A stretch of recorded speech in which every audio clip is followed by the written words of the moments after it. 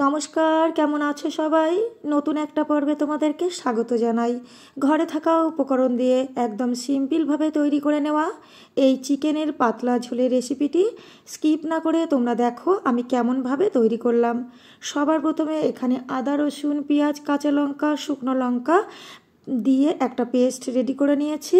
তারপরে কড়াইতে সর্ষের তেল দিয়ে একটু তেজপাতা আর একটু গোটা জিরে আর একটু কাঁচা লঙ্কা ফোড়ন দিয়েছি। একটা সুগন্ধ বের হওয়ার পরে দিয়েছি একটা বড় সাইজের পেঁয়াজটাকে একটু ভালো করে তেলের সাথে ভেজে নেব। তারপরে মশলার মিশ্রণটা দিয়ে দেব, দিয়ে ভালোভাবে এই মশলাটাকে আমি কষিয়ে নেব। একটুখানি মশলার বাটিটাকে ধুয়ে জল দিয়ে দিলাম যাতে নিচ থেকে ধরে না যায়, মানে মশলাটা যাতে পুড়ে না যায়। এবারে একটুখানি মিশিয়ে নেওয়ার পরে দিয়ে দিলাম পরিমাণ মতো নুন আর হলুদ দিয়ে এবার মশলাটাকে আমি খুব ভালো করে কষিয়ে নেব। মশলা থেকে যেই তেল ছেড়ে যাবে তারপরে বুঝে নিতে হবে যে মশলাটা কিন্তু রেডি হয়ে গেছে।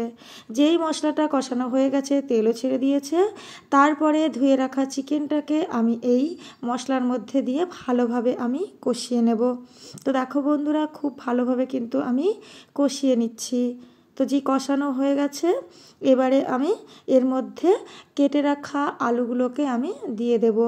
আলু কিন্তু আমি ভেজে নিইনি, চাইলে তোমরা ভেজেও নিতে পারো, কিন্তু এই রকমভাবে একবার না ভেজে চিকেনের সাথে তোমরা আলুটাকে এইভাবে দিয়ে কষিয়ে নিও, দেখবে ভালো লাগবে খেতে।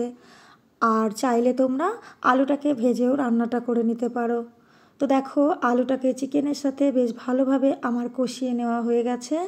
এবারে আমি এখানে পরিমাণ মতো জল অ্যাড করছি। আমি যেহেতু গ্রেভিটা একটু পাতলা রাখবো তার জন্য জলের পরিমাণটা একটু বেশি দিয়েছি, চাইলে তোমরা জলটা একটু কমও দিতে পারো। মিনিট 5 সময় নিয়ে আমি রান্নাটাকে করে নেব, আর গ্যাসের হিটটা কিন্তু হাই হিটে রেখে রান্নাটা করব।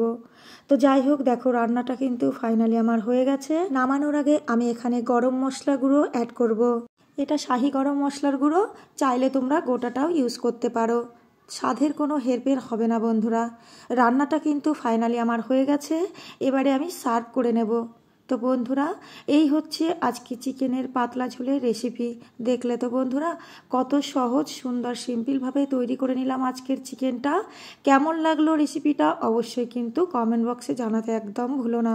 ভালো লাগলে চ্যানেলটিকে সাবস্ক্রাইব করে দিয়ে আমার পাশে থেকো। আবার হাজির হয়ে যাব নতুন কোনো রেসিপির সাথে।